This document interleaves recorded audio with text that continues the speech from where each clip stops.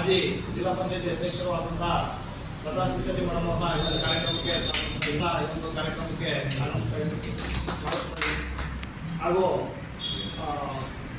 ಯುವ ಕಾಂಗ್ರೆಸ್ ಗ್ರಾಮಾಂತರ ಬ್ಲಾಕ್ ಅಧ್ಯಕ್ಷರಾದ ಡಿಗ್ರಿ ಮಹೇಶ್ ಅವ್ರನ್ನ ಈ ಕಾರ್ಯಕ್ರಮಕ್ಕೆ ಸ್ವಾಗತಿಸ್ತಾ ಇದ್ದೀನಿ. ಹಾಗೂ ಈ ಒಂದು ಕಾರ್ಯಕ್ರಮಕ್ಕೆ ನಮ್ಮ ಶಿಕ್ಷಕರನ್ನ ಈ ಕಾರ್ಯಕ್ರಮಕ್ಕೆ ಸ್ವಾಗತಿಸ್ತಾ ಇದ್ದೀನಿ.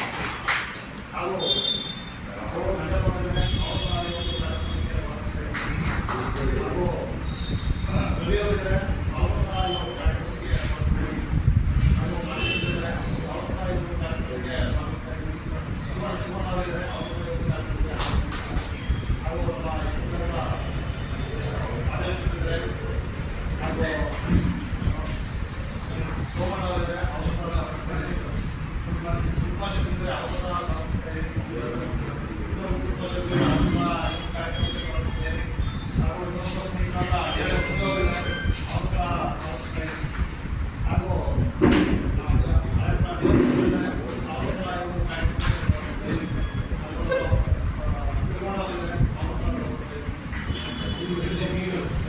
ಹಾಗೂ ನಮ್ಮ ಯುವಟಿ ಜಗದೀಶ್ ಅವರಿದ್ದಾರೆ ಅವರು ಸಹ ಈ ಒಂದು ಕಾರ್ಯಕ್ರಮಕ್ಕೆ ಸ್ವಾಗತಿಸ್ತಾ ಇದ್ದೀನಿ. ಈ ಒಂದು ಕಾರ್ಯಕ್ರಮ ಕುರಿತು ಮಾಜಿ ಅಧ್ಯಕ್ಷ ಜಿಲ್ಲಾ ಪಂಚಾಯತ್ ಅಧ್ಯಕ್ಷರಾದ ಪ್ರಕಾಶ್ ಶೆಟ್ಟಿ ಮೇಡಮ್ ಮಾತಾಡ್ತಾರೆ. ಶುಭಾಶಯಗಳನ್ನು ಕೋರುತ್ತಾ ಈ ಒಂದು ಸಭೆಗೆ ಆಗಮಿಸಿರುವಂತಹ ನಗರ ಬ್ಯಾಂಕ್ ಅಧ್ಯಕ್ಷರಾದ ಶಂಕರ್ ಅವರೇ ಹಾಗೂ ನಗರಸಭೆಯ ಮಾಜಿ ಅಧ್ಯಕ್ಷರಾದ ಅವರೇ ಹಾಗೂ ಎಲ್ಲ ಇಲ್ಲಿ ಆಗಮಿಸಿದ ನಮ್ಮ ಸಮಾಜದ ಬಂಧುಗಳೇ ಹಾಗೂ ಎಲ್ಲ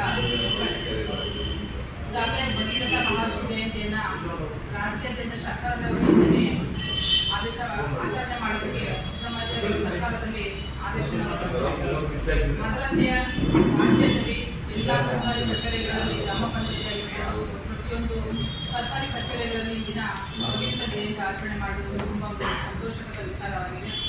ಅದರಂತೆ ಭಗೀರಥ ನಮಗೆಲ್ಲ ಗೊತ್ತೇ ಇದೆ, ಯಾವುದೇ ಒಂದು ದೇಶದಲ್ಲಿ ಮುಗಿಯಾಗಿದೆ ಅದು ಭಗೀರಥ ಪ್ರಯತ್ನ ಅಂತ. ನಾವು ಯಾವುದೇ ಒಂದು ಕಠಿಣದ ಒಂದು ಕೆಲಸವನ್ನು ಮಾಡಿ ಅದರಲ್ಲಿ ಯಶಸ್ಸನ್ನು ಕಂಡಾಗ ಅದರ ಒಂದು ಜಯವನ್ನು ನಾವು ಭಗೀರಥ ಪ್ರಯತ್ನ ಅಂತ ನಾವು ಕರೀತಾ ಬಂದಿದ್ದೀವಿ.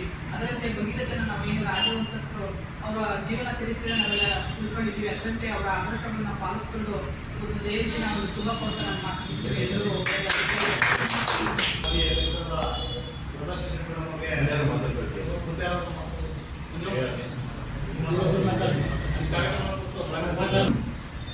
ಎಲ್ಲರಿಗೂ ರಾಜ ಋಷಿ ಭಗೀರಥ ಮಹರ್ಷಿಗಳ ಜಯಂತಿಯ ಶುಭಾಶಯಗಳು.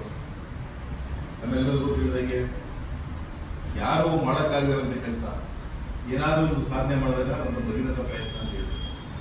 ಭಗೀರಥ ಪ್ರಯತ್ನ ಅಂದರೆ ಏನು, ಯಾಕೆ ಆ ಹೆಸರು ಬಂತು ಅನ್ನೋದನ್ನ ನಾವು ಸಂಕ್ಷಿಪ್ತವಾಗಿ ಯೋಚನೆ ಮಾಡೋದಾದಾಗ ನಮ್ಮ ಭಗೀರಥ ಮಹರ್ಷಿಗಳು ತೀರ್ಥರಾಗದ ಅವಧಿನಲ್ಲಿ ಬರಂತದ್ದು.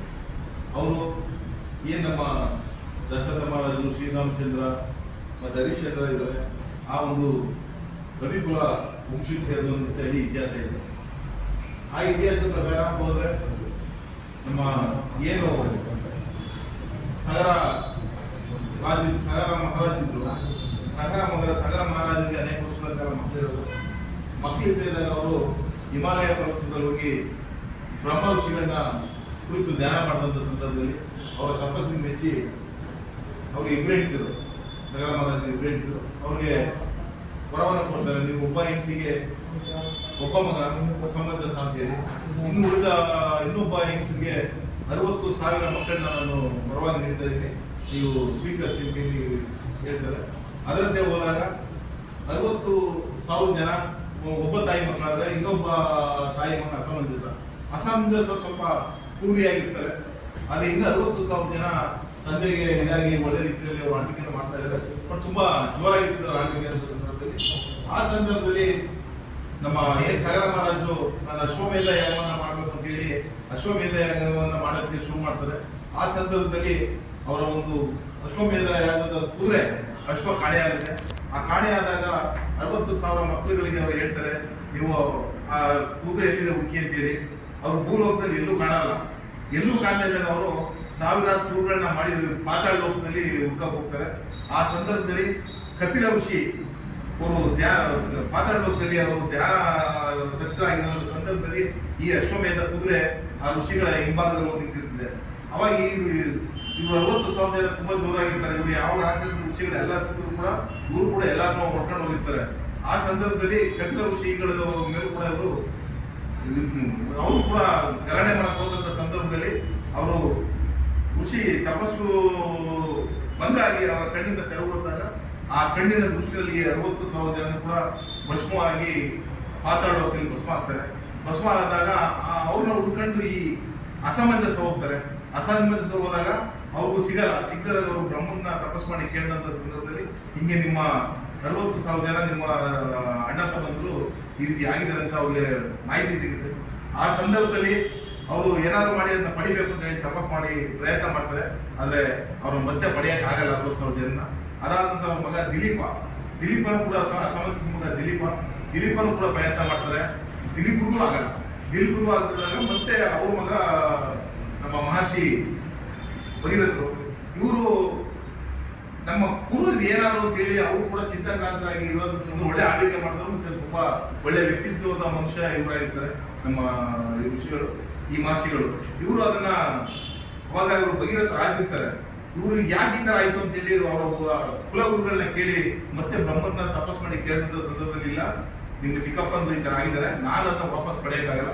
ನೀವೇನಾದ್ರು ಅವ್ರನ್ನ ನೋಡ್ಲೇಬೇಕು ಪಡಿಬೇಕು ಅನ್ನೋದಿದ್ರೆ ನೀವು ಶಿವನ ಕುರಿತು ನೀವು ತಪಸ್ ಮಾಡಿ ಅವ್ರ ಎಡೆಯಿಂದ ಗಂಗೆಯನ್ನು ತಂದು ನೀವು ಅವರ ಏನೋ ಅವರು ಭಸ್ಮ ಆಗಿದ್ದಾರೆ ಆ ಭಸ್ಮದ ಮೇಲೆ ಹರಿಸಿದಂತ ಸಂದರ್ಭದಲ್ಲಿ ಅವರ ಮತ್ತೆ ಅವರು ಶಾಪ ವಿಮೋಚನೆಗೆ ಸಿಗ್ಬೋದು ಅಂತ ಹೇಳಿ ಬ್ರಹ್ಮರಿಗೆ ಕಾಣಿಸ್ಕೊಂಡು ಹೇಳ್ತಾರೆ. ಆ ಸಂದರ್ಭದಲ್ಲಿ ಇವರು ಹೋಗಿ ಅವರು ಹಿಮಾಲಯ ಪರ್ವತ ತಪಸ್ ಮಾಡಿ ಒಂಟಿ ಕಾಲಲ್ಲಿ ತಪಸ್ ಮಾಡ್ತಾರೆ. ಅದು ಅಂತಿಂತ ತಪಸ್ಸಲ್ಲ, ಕಠಿಣವಾದಂತ ತಪಸ್ಸು. ಒಂಟಿ ಕಾಲಲ್ಲಿ ಅನೇಕ ದಿನಗಳ ಕಾಲ ಇವರು ತಪಸ್ ಮಾಡಿ ಇವ್ರು ತಪಸ್ಸಿಗೆ ನೆಚ್ಚಿ ಶಿವ ಬಂದು ಕೇಳ್ತಾರೆ, ನಿಮ್ಗೆ ಏನ್ ಬರಬೇಕು ಅಂದಾಗ ಹಿಂಗೆ ನನ್ನ 60,000 ಜನ ನನ್ನ ಮುಕ್ತಾತಂದ್ರು ನನ್ನ ಪೂರ್ವಜರು ತೀರೋದ್ರ ನಾನು ಅವ್ರನ್ನ ಪಡಿಬೇಕು ಅಂತ ಹೇಳಿದಾಗ ಆಯ್ತು ನಾನು ಗಂಗೆನ ಬಿಡ್ತೀನಿ ಅಂತೇಳಿ ಗಂಗೆನ ಬಿಡ್ತಾರೆ. ಗಂಗೆಗೆ ಕೋಪ ಆಯ್ತದೆ. ನನ್ ಕೇಳಿದ್ರೆ ಶಿವ ಈ ತರ ತೀರ್ಮಾನ ಗಂಗೆ ಬಹಳ ಆರ್ಭಟ ಹೋಗಿ ಬಿಡ್ತಾರೆ. ಭೂಮಿ ಗೀಮಿ ಎಲ್ಲ ಅಲ್ವಲ್ ಕಲ್ಲೋಲ ಆಗೋದು ಇದನ್ನ ಬಿಟ್ಟಾಗ ಶಿವಂಗೆ ಅರ್ಥ ಆಗುತ್ತೆ ಅದು. ಆ ಸಂದರ್ಭದಲ್ಲಿ ಶಿವ ತನ್ನ ಜಡೆನ 4 ದಿಕ್ಕುಗಳಿಗೆ 4 ಭಾಗವಾಗಿ ಬಿಟ್ಟು ಆ ಜಡೆ ಮುಖಾಂತರ ಆ ಗಂಗೆ ನಡೆಸಾಗ ಅದು 4 ದಿಕ್ಕುಗಳಲ್ಲಿ ಹರಿದಿದೆ. ಅದೇ ಇವತ್ತು ಸಿಂಧು ಪಾವನಿ ಏನು 4 ಪಾಕಿಸ್ತಾನ ಕಡೆ ಚೀನಾ ಕಡೆ ಎಲ್ಲ ಹೋಗ್ತಾರೆ ನದಿಗಳೇ ಆ ನದಿಗಳು. ಆ ಗಂಗೆನ ನಾವು ಪೂರ್ವಾಭಿಮುಖವಾಗಿ ಮಾತಾಡಬಹುದು ಬಿಟ್ಟಂತ ಸಂದರ್ಭದಲ್ಲಿ ಅಲ್ಲಿ ಜ್ಞಾನ ಋಷಿ ಅಂತ ಇರ್ತಾರೆ, ಅವ್ರ ಮೇಲೆ ಹೊಡೆಯುತ್ತಿದ್ದಾರೆ. ಅವರು ಕೋಪಾಗಿ ಆ ನೀರೆಲ್ಲ ಕೂತಾ ಹೋಗ್ತಾರೆ. ಆ ನೀರೆಲ್ಲ ಕೂತಂತ ಸಂದರ್ಭದಲ್ಲಿ ಮತ್ತೆ ಅವ್ರನ್ನ ಹೋಗಿ ಭಗೀರಥನು ಬೇಡ್ಕೊಂಡಂತ ಸಂದರ್ಭದಲ್ಲಿ ಅವರು ಗಂಗೆಯನ್ನು ತನ್ನ ಕಿವಿಯಿಂದ ಬಿಡ್ತಾರೆ. ಆ ಬಿಟ್ಟಿದ್ದೆ ಗಂಗೆ ಮತ್ತೆ ಅವರ ಇನ್ನೊಂದು ಹೆಸರು ಜಾನಕಿ ಅಂತ ಆಗೋದು. ಆ ಗಂಗೆ ಆ ಪಶುವಿನ ಮೇಲೆ ಹರಿದಂತ ಸಂದರ್ಭದಲ್ಲಿ ಮತ್ತೆ ಅವ್ರ ಪೂರ್ವಜರ ದರ್ಶನ ನಮ್ಮ ಭಗೀರಥ ಮಹರ್ಷಿಗೆ ಆಗುತ್ತೆ. ಈ ಇದನ್ನೇ ಹೇಳೋದು, ಭಗೀರಥ ಮಹರ್ಷಿ ಏನಿಷ್ಟು ಶ್ರಮ ಪಟ್ಟು ನೀರನ್ನ ತಗೊಂಡು ಬಂದ್ರು, ಆ ಒಂದು ಭಗೀರಥ ಪ್ರಯತ್ನ ಏನೋ ಪ್ರಯತ್ನ ಮಾಡಿದ್ರು, ಅದನ್ನೇ ಇವತ್ತು ನಾವು ಏನಾದ್ರು ಕೆಲಸ ಮಾಡಿದಾಗ ಆಗದೇ ಕೆಲಸ ಸಾಧನೆ ಮಾಡಿದಾಗ ಭಗೀರಥ ಪ್ರಯತ್ನ ಮಾಡಿ ಪಟ್ಟಣ ಕೆಲಸ ಅಂತ ಹೇಳೋದು ಆ ಒಂದು ಸಂದೇಶ. ಶ್ರಮ ಬಿಟ್ರೆ ಏನ್ ಬೇಕಾದ್ರೂ ಪಡಿಬಹುದು ಅನ್ನೋ ಸಂದೇಶವನ್ನ ನಮ್ಮ ಭಗೀರಥ ಮಹರ್ಷಿಗಳು ತಿಳಿಸಿದ್ದಾರೆ. ಹಾಗಾಗಿ ಇವತ್ತು ನಾವು ಅರ್ಥಪೂರ್ಣವಾಗಿ ಸಾಂಕೇತಿಕವಾಗಿ ನಮ್ಮ ಕಚೇರಿಯಲ್ಲಿ ಭಗೀರಥ ಮಹರ್ಷಿಯನ್ನ ಜಯಂತಿಯನ್ನ ಆಚರಣೆ ಮಾಡಿದ್ವಿ. ಈಗ ಸಾಹೇಬರು MLA ಸಾಹೇಬರು ಕೂಡ ಬಿಟ್ಟಿರೋದ್ರಿಂದ ನಾನು ಸಂಕ್ಷಿಪ್ತವಾಗಿ ಸ್ವಲ್ಪ ಮಾಹಿತಿನ ನೀಡಿದೆ. ಏನಾದ್ರು ಸಣ್ಣ ಪುಟ್ಟ ತಪ್ಪುಗಳಿದ್ರೆ ನೀವು ಸಮಾಜದವರು ಅದರಿಂದ ನನಗೆ ಹೇಳ್ಬೋದು, ತಿಳ್ಕೊಳ್ಳೋಕೆ ಅಂತ ಹೇಳ್ತಾ ಇವತ್ತು ಇಲ್ಲಿ ಭಾಗವಹಿಸಿದ ನಮ್ಮ ಜಿಲ್ಲಾ ಪಂಚಾಯತ್ ಅಧ್ಯಕ್ಷರು, ನಮ್ಮ ಮಾಜಿ ನಗರಸಭಾ ಅಧ್ಯಕ್ಷರು, ನಮ್ಮ OBC ಅಧ್ಯಕ್ಷರು, ಯೂತ್ ಕಾಂಗ್ರೆಸ್ ಅಧ್ಯಕ್ಷರು ಎಲ್ಲ ಬಂದಿರೋದು ಎಲ್ಲ ಮುಖಂಡರಿಗೂ ಹೊಂದಿಸಿ ನಾನು ಮಾತು ಮುಗಿಸ್ತಾ ಇದ್ದೀನಿ. ನಮಸ್ಕಾರ. ಎಲ್ಲ ಮುಂದಿಸ್ತಾ ಕಾರ್ಯಕ್ರಮ ಮುಗಿಸ್ತಾ ಇದ್ದೀನಿ. ಜೈ ಭಗೀರಥ.